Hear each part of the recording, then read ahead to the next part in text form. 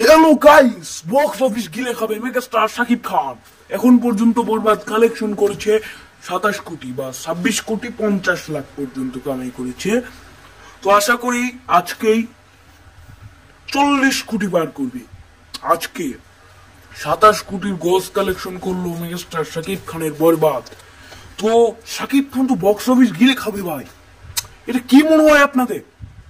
শাকিব খান তো box office গিলে খাবে। এর সামনে কোনো দেবজিতের টাইম নাই, কিশোর টাইম নাই, জঙ্গলি মঙ্গলির টাইম নাই। শাকিব খান একাই রাজত্ব করতে পারে, কারো সাহায্য লাগে না। যাই হোক, বেশি কথা বলে ফেললাম।